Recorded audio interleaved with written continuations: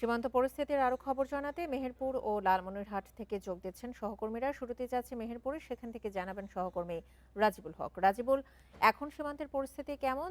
যাদেরকে পুশিনের চেষ্টা করা হয়েছিল তারা কি এখনো শূন্যরেখায় অবস্থান করছে?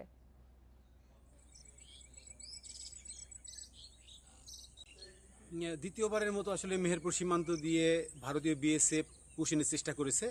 আজ শুক্রবার সকালের দিকে ভারতীয় বিএসএফ মেহেরপুর জেলার বুড়িপোতা ইউনিয়নের যে খালপাড়া সীমান্তের 116 নম্বর আন্তর্জাতিক যে মেইন পিলার আছে, সেই পিলারের পাশ দিয়ে প্রায় 4 জনকে পুশিন করার চেষ্টা করে। এ সময় বাংলাদেশের পক্ষ থেকে বিজিবি এবং গ্রামবাসীদের সর্বোচ্চ প্রচেষ্টা থাকার কারণে সেই যে 4 জনকে পুশিন করেছে তারা আসলে বাংলাদেশের অভ্যন্তরে প্রবেশ করতে পারেনি, অর্থাৎ তারা ওই সময় সীমান্তে শূন্যরেখায় আটকে যায়।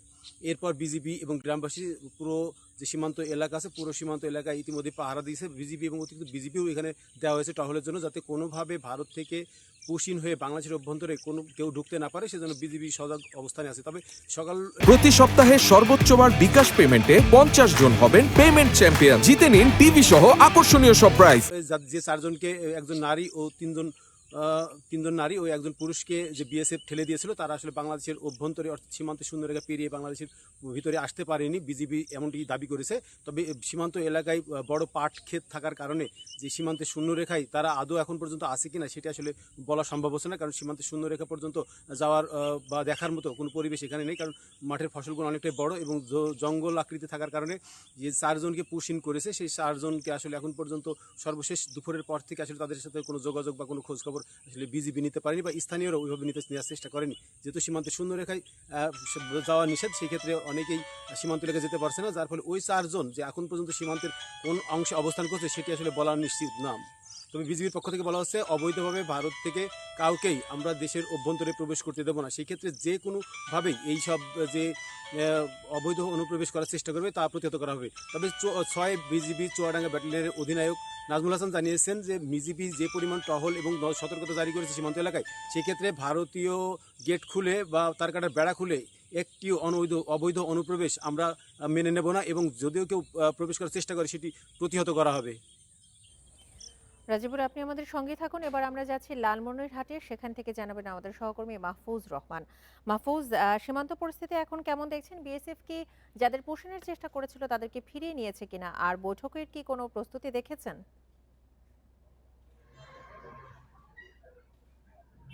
দেখুন, লালমনিরহাটে কিন্তু গত 5 জুনের পর থেকে কিন্তু বেশ কয়েকটি সীমান্ত পয়েন্ট দিয়ে পুষিয়ে চেষ্টা করে, তারও ধারাবাহিকতায় কিন্তু আজকেও ভোর রাতে কিন্তু চেষ্টা করে বিএসএফ। সেটি লালমনিরহাটের পাটগ্রাম উপজেলার কালীরহাট জিওপি এলাকায় 3 জনকে ঠেলে দেওয়ার চেষ্টা করে। এবারও কিন্তু ব্যর্থ হয়েছে ভারতীয় সীমান্তরক্ষী বাহিনী বিএসএফ।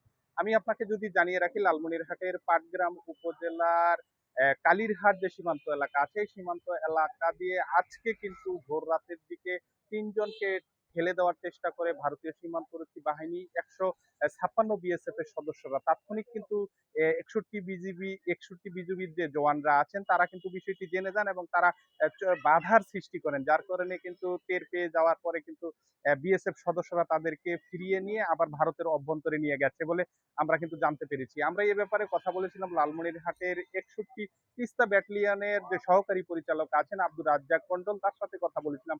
তিনি আমাদেরকে যেমনটি জানিয়েছেন যে সীমান্তে সুরক্ষিত রাখতে কিন্তু ইতোমধ্যে কিন্তু তারা টহল কিন্তু বৃদ্ধি করেছেন এবং জওয়ানদেরকে সচেষ্ট থাকতে বলেছেন।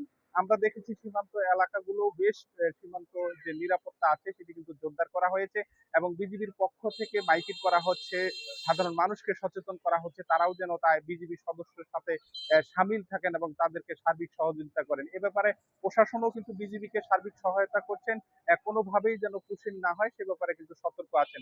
পাশাপাশি লালমনিরহাটে যে আরো 2টি ব্যাটালিয়ন আছে, লালমনিরহাট 15 বিজিবি ব্যাটালিয়ন এবং রংপুর ব্যাটালিয়ন, সে 2টি ব্যাটালিয়নের যে অধিনায়ক আছেন তাদের সাথেও কথা বলেছি। তারা যেমনটি বলেছেন যে কোনোভাবেই সীমান্ত দিয়ে পুশিন করতে দেওয়া হবে না। বিএসএফ কে এ ব্যাপারে কড়া বার্তা দেওয়া হয়েছে, এবং বিএসএফ কে বলা হয়েছে তাদেরকে কোনোভাবেই যেন বাংলাদেশের অভ্যন্তরে অবৈধভাবে পুশিন করার চেষ্টা না করে। সব মিলে সীমান্ত পরিস্থিতি যদিও কিছুদিন কিছুদিন আগে পরিস্থিতি স্বাভাবিক ছিল, তবে আজকের এই ঘটনার মধ্য দিয়ে কিন্তু সীমান্তে আবারও পুশিনের ঘটনার চেষ্টা করেছে বিএসএফ। তো সব মিলে কিন্তু লালমনিরহাটের যে সীমান্ত পরিস্থিতি কিছুটা এই পুশিনের মধ্য দিয়ে কিন্তু উত্তেজনা বৃদ্ধি পেয়েছে। তো এই ছিল আমার কাছে লালমনিরহাট থেকে সীমান্ত পরিস্থিতির সর্বশেষ। সীমান্ত পরিস্থিতি নিয়ে মেহেরপুর ও লালমনিরহাট থেকে জানাচ্ছিলেন সহকর্মীরা।